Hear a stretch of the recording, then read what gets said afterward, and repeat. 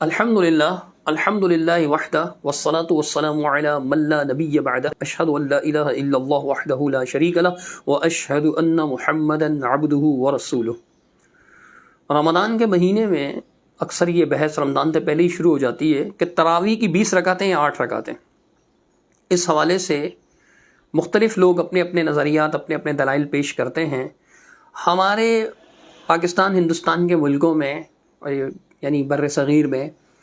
علماء احناف بڑی شدت سے 20 رکعت ہی کے قائل ہیں، حالانکہ خود کہتے ہیں کہ عرب میں بھی حنبلی شافعی ہیں، لیکن عرب میں آپ دیکھیں عام طور پر 11 رکعت کو معیوب نہیں سمجھا جاتا، بلکہ میں نے خود دیکھا ہے سعودیہ میں بالفعل 2-3 سال رمضانوں میں نے دیکھا ہے وہاں پر کہ تمام مساجد میں سوائے مکہ مکرمہ اور مسجد نبوی کے، یعنی مسجد حرام اور مسجد نبوی ان 2 مسجدوں کے علاوہ باقی مساجد میں مدینہ منورہ میں بھی مکہ مکرمہ میں بھی عام ہے 11 رکعت پڑھنا، لیکن یہاں اس کو بہت بڑا ایشو سمجھا جاتا ہے اور اس پر لوگ طرح طرح کی باتیں بھی کرتے ہیں، دلائل اپنی جگہ۔ لیکن عرض کرنے کا مقصد یہ تھا کہ بعض لوگ اس پر تجہیل و تفسیق تک چلے جاتے ہیں، اتنی شدت اختیار کرتے ہیں۔ جہاں تک تعلق ہے تراویح کا، تو لفظ تراویح منصوص نہیں ہے، یعنی رسول اللہ صلی اللہ علیہ وسلم کے کسی بھی فرمان میں یہ منقول نہیں، آپ صلی اللہ علیہ وسلم سے لفظ تراویح ثابت نہیں ہے۔ تو کیا تراویح کہنا غلط ہے؟ نہیں، غلط نہیں ہے، چونکہ عرف عام میں اس کو تراویح کہا جاتا ہے اور اصطلاحات میں جو ہے وہ کوئی جھگڑا نہیں، کوئی بحث نہیں، اس کو سبھی تسلیم کرتے ہیں، اصطلاح اختیار کرنے میں کوئی حرج بھی نہیں ہے، اس پر سب کا اتفاق ہے۔ حدیث میں اس کے لیے جو لفظ ہے وہ قیام رمضان ہے۔ مثال کے طور پر آپ دیکھیں صحیح بخاری شریف کتاب الصلاۃ التراویح ہے، باب فضل من قام رمضان، اس میں سیدنا ابو ہریرہ رضی اللہ عنہ سے حدیث مروی ہے، حدیث نمبر 2009 بیان فرماتے ہیں رسول اللہ صلی اللہ علیہ وسلم نے ارشاد فرمایا، من قام رمضان ایمانا واحتسابا غفر له ما تقدم من ذنبہ، جس شخص نے بھی رمضان کا قیام کیا ایمان کے ساتھ اور ثواب کی نیت سے تو اس کے گزشتہ تمام گناہ بخش دیے جائیں گے۔ صحیح مسلم شریف کتاب المساجد میں باب ہے الترغیب فی قیام رمضان وہو التراویح، اس باب کے اندر سیدنا ابو ہریرہ رضی اللہ تعالیٰ عنہ کا یہ فرمان ہے کہ کان رسول اللہ صلی اللہ علیہ وسلم یرغب فی قیام رمضان من غیر ان یأمرہم بعزیمت، کہ اللہ کے رسول صلی اللہ علیہ وسلم ہمیں جو ہے قیام رمضان کی ترغیب دلایا کرتے تھے، ہاں البتہ اللہ کے رسول صلی اللہ علیہ وسلم سختی کے ساتھ یا تاکید کے ساتھ عزیمت کے ساتھ اس کا حکم نہیں دیتے تھے۔ تو یہ قیام رمضان ہے، کوئی الگ سے نماز نہیں ہے، بالکل ایسی ہی حدیث صحیح بخاری شریف میں موجود ہے، حدیث نمبر 1901 ابو ہریرہ رضی اللہ تعالیٰ عنہ سے مروی ہے، وہ بیان فرماتے ہیں کہ رسول اللہ صلی اللہ علیہ وسلم نے ارشاد فرمایا، من قام لیلۃ القدر ایمانا واحتسابا غفر له ما تقدم من ذنبہ، جو شخص شب قدر کو ایمان اور احتساب کے ساتھ یعنی حصول ثواب کے لیے اللہ کی رضا کے لیے قیام کرے گا تو اس کے گزشتہ گناہ بخش دیے جائیں گے۔ اب شب قدر کا قیام کیا ہے؟ کیا کوئی الگ سے نماز ہے؟ جیسے لوگ سمجھتے ہیں کہ جی قیام رمضان کا مطلب تہجد، رمضان میں تہجد کی نماز ادا کرنا، قیام اللیل، اس کو قیام رمضان کہا گیا ہے۔ یہی کام اگر شب قدر کو ہو تو اسے قیام لیلۃ القدر کہا گیا ہے اور اس کی یہ فضیلت بھی بیان ہوئی۔ الگ سے کوئی مخصوص نماز نہیں ہے جیسے کہ بعض لوگوں کی یہ رائے ہے۔ اور تراویح کا جو لفظ ہے یہ میں بتا چکا ہوں آپ کو کہ حدیث میں نہیں ہے، رسول اللہ صلی اللہ علیہ وسلم کے فرمان میں، بعض آثار میں، 1-2 چند آثار میں ہیں اور وہ بھی صحیح ثابت نہیں ہے، تو لفظ تراویح سے استدلال بنتا ہی نہیں ہے۔ لیکن بہت سے لوگ لفظ تراویح سے استدلال بھی کرتے ہیں، نہ صرف استدلال کرتے ہیں بلکہ فریق مخالف پر تنقید بھی کرتے ہیں۔ مثال کے طور پر آپ دیکھیے مولانا منظور مینگل صاحب کیا ارشاد فرما رہے ہیں۔ ترویحۃ عربی میں کہتے ہیں 4 رکعت کے بعد بیٹھ کر کے تھوڑی سی دعائیں اور ذکر و اذکار کا اہتمام کرتے ہیں، یہ ترویحۃ ہوتا ہے۔ 8 رکعت کے بعد ترویحتان، 12 رکعت ترویحات،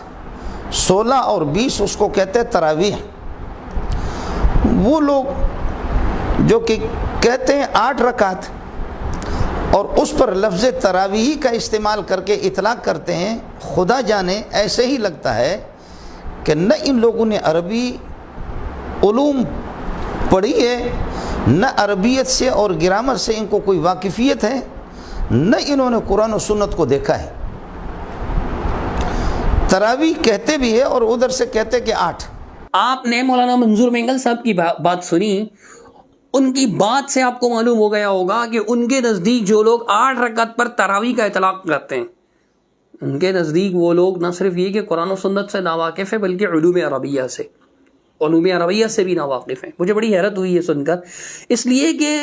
8 رکعت والی نماز کی جو حدیث ہے سیدہ عائشہ صدیقہ طاہرہ مطہرہ عابدہ زاہدہ رضی اللہ تعالیٰ عنہ سے مروی صحیح بخاری شریف کی کہ ان سے پوچھا گیا کہ رسول اللہ صلی اللہ علیہ وسلم کی نماز کیسی تھی رمضان کے مہینے میں، تو انہوں نے بیان فرمایا کہ ما کان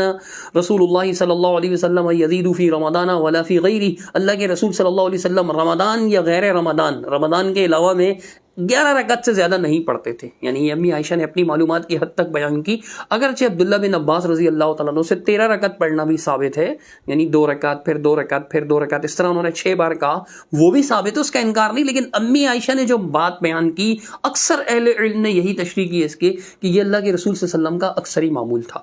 اب اس سے جو ہے وہ استدلال کیا جاتا ہے۔ تو تراویح اس 8 رکعت قیام رمضان سمجھنا کوئی ایسی جہالت کی بات نہیں ہے، اور اسے تراویح قرار دینا بھی۔ اب دیکھیں فقہ حنفی کی ایک مشہور و معروف کتاب ہے مراقی الفلاح کے نام سے، فصل فی التراویح کے اندر اس میں یہ بات لکھی ہوئی ہے کہ 11 رکعت کے بارے میں علامہ شرنبلانی رحمہ اللہ بیان فرماتے ہیں کہ لما ثبت انہ صلی اللہ علیہ وسلم صلی بالجماعت 11 رکعتا بالوتر، اللہ کے رسول صلی اللہ علیہ وسلم نے 11 رکعت وتر سمیت ادا فرمائی۔ فصل تراویح میں لکھی ہوئی ہے یہ۔ اگر یہ ایسی ہی جہالت ہوتی یا بے خبری کی بات ہوتی تو آپ سوچئے کہ یہ حنفی علماء کیوں 11 رکعت کی بات کرتے تراویح کے چیپٹر میں۔ اسی طرح علامہ تحتاوی حنفی رحمہ اللہ، انہوں نے مراقی الفلاح پر ایک حاشیہ لکھا ہے جو حاشیہ کے نام سے معروف ہے، حاشیہ تحتاوی، تو اس کے اندر بھی تراویح کے چیپٹر میں لکھا ہے کہ وفی الصحیحین ان عائشہ رضی اللہ عنہا ما کان رسول اللہ صلی اللہ علیہ وسلم یزید فی رمضان ولا غیرہ علی 11 رکعتا، اللہ کے رسول صلی اللہ علیہ وسلم رمضان و غیر رمضان میں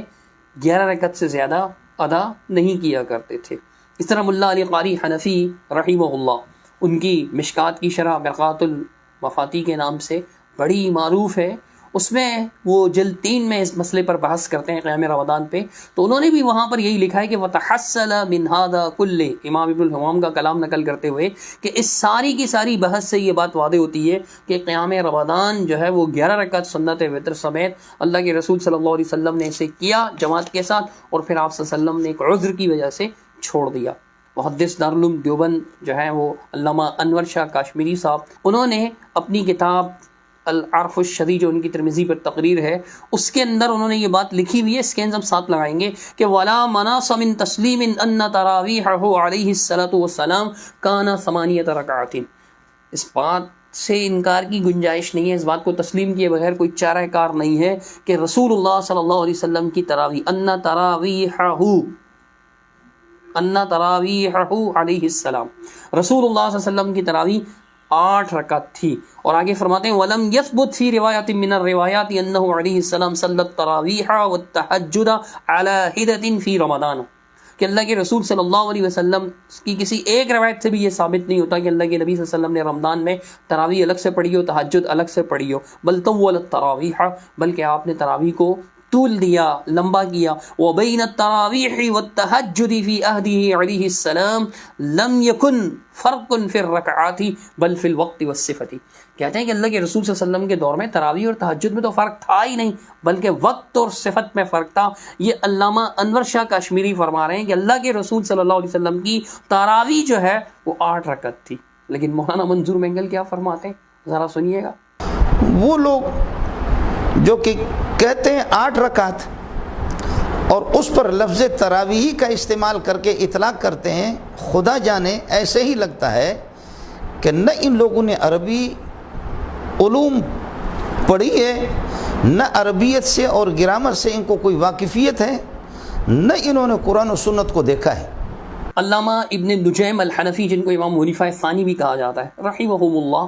ان کی ایک شرح کنز الدقائق پر، کنز الدقائق فقہ حنفی کی کتاب ہے جو درجہ ثالثہ میں پڑھائی جاتی ہے دینی مدارس کے طلباء کو، درس نظامی کے طلباء کو، علماء دیوبند کے ہاں بھی 3ری کلاس میں پڑھائی جاتی ہے درجہ ثالثہ میں، اور جو دوسرے بریلوی وغیرہ حنفی ہیں ان کے یہاں بھی پڑھائی جاتی ہے، مجھے نہیں معلوم ان کے یہاں کس کلاس میں پڑھائی جاتی ہے۔ تو ابن نجیم رحمہ اللہ نے اس کی شرح لکھی ہے، اس کتاب کے اندر بھی انہوں نے 11 رکعت والی روایت پیش کی ہے، اور اسے تسلیم بھی کیا ہے کہ اللہ کے رسول صلی اللہ علیہ وسلم جو ہیں وہ 11 رکعت تراویح پڑھا کرتے تھے. میں آپ کے سامنے ان کی کچھ عبارت پڑھ دیتا ہوں تاکہ بات واضح ہو جائے. تراویح کے یعنی قیام رمضان کے چیپٹر میں ہی بحث کرتے ہیں فتح القدیر کی عبارت نقل کرتے ہوئے. وہ کہتے ہیں کہ فتح القدیر میں اس بات کو بیان کیا گیا ما حاصلہ، جس کا حاصل یہ ہے کہ ان الدلیل یقتضی، دلیل اس بات کا تقاضا کرتی ہے کہ ان تکون السنۃ من العشرین،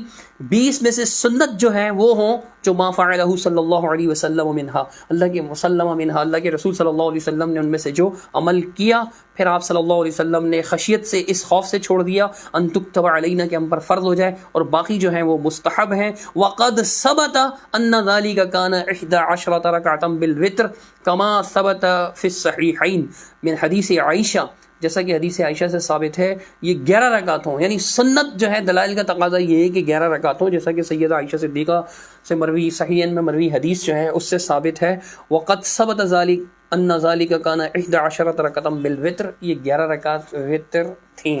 امام ابن نجیم الحنفی نے بھی یہ بات بیان کی ہے.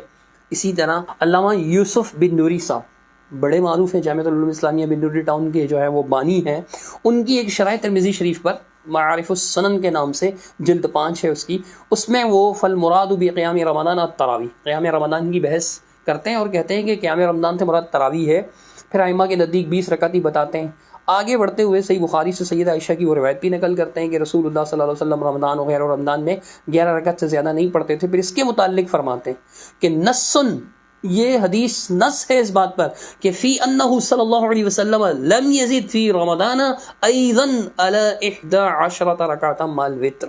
کہ یہ اس بات کی نص ہے یعنی واضح دلیل ہے کہ اللہ کے رسول صلی اللہ علیہ وسلم رمضان میں بھی ایضاً رمضان میں بھی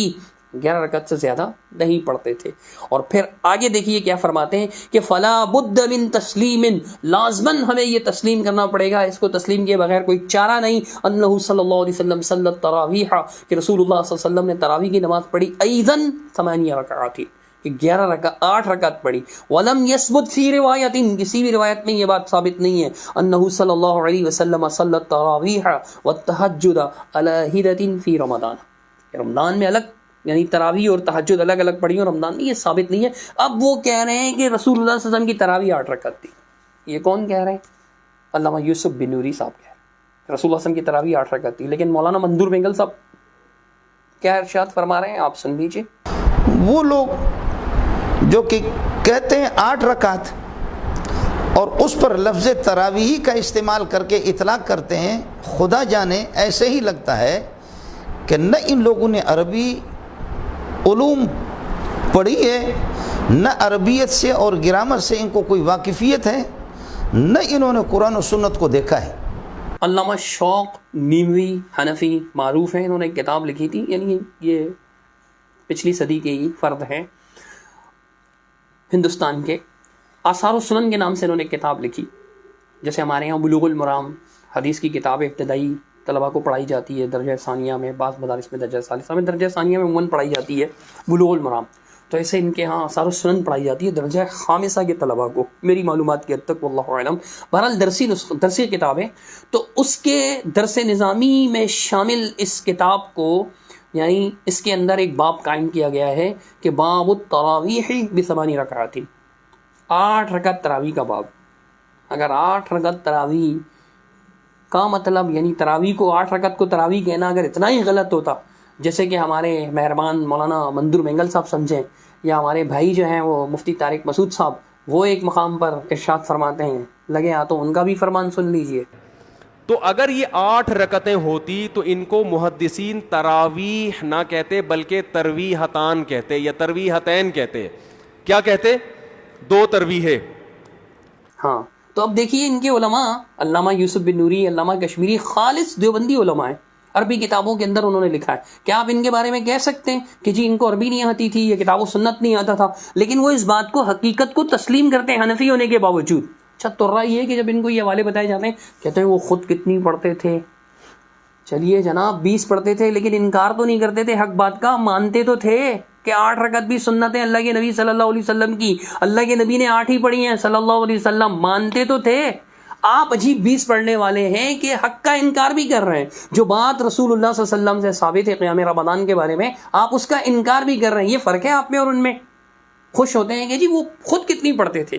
20 پڑھتے تھے. ہاں ہم بھی کہتے ہیں 20 پڑھتے تھے، لیکن اس کے باوجود وہ مانتے تھے. تو اس سے ہمارے عمل میں تاکید پیدا ہوتی ہے، ہمارے عمل کی اہمیت ثابت ہوتی ہے کہ 20 پڑھنے کے باوجود اس بات کا انکار نہیں کرتے تھے کہ 8 رکعت سنت نہیں ہے، 8 رکعت کی کوئی حیثیت نہیں ہے، 8 رکعت تراویح نہیں ہے. انکار نہیں کرتے تھے. اس بات کی طرف بھی دھیان دیجیے گا. تو دیکھیے علامہ شوق نیمی نے باب التراویح یعنی تراویح کا باب ب8 رکعات 8 رکعت تراویح، پھر اس میں امی عائشہ صدیقہ کی بھی حدیث نقل کی اور بھی روایات نقل کی. تفصیل کی طرف نہیں جا رہا، صرف یہ بتا رہا ہوں کہ وہ اس بات کو تسلیم کرتے ہیں. کنز الدقائق جس کا میں نے بھی تھوڑی دیر پہلے آپ کو البحر الرائق کا ایک حوالہ دیا تھا، اسی طرح درسی نسخوں پر ہمارے یہاں جو ہے وہ مولانا احسن نانوتوی صاحب کا حاشیہ چھپا ہوا ہے. تو اس کے اندر یعنی تراویح کی چیپٹر میں مولانا احسن نانوتوی صاحب حاشیہ کنز الدقائق میں فرماتے ہیں کہ التراویح سنت عمر، التراویح سنت عمر رضی اللہ عنہ، تراویح عمر رضی اللہ تعالیٰ عنہ کی سنت ہے. لأن النبی صلی اللہ علیہ وسلم لم یصلح 20، چونکہ اللہ کے رسول صلی اللہ علیہ وسلم نے 20 نہیں پڑھی، بل 8 بلکہ اللہ کے رسول صلی اللہ علیہ وسلم نے 8 رکعت پڑھی ہیں. یعنی تراویح کے باب میں کہ تراویح عمر کی سنت رضی اللہ تعالیٰ عنہ، لیکن نبی علیہ الصلوۃ والسلام نے 20 نہیں پڑھی، 8 پڑھی ہیں. تو 8 رکعت تراویح کو سنت سمجھنا نہ صرف یہ کہ دلائل سے ثابت ہے، رسول اللہ صلی اللہ علیہ وسلم کی احادیث سے ثابت ہے، بلکہ جید علماء کرام کبار علماء احناف بھی اس بات کو تسلیم کرتے تھے.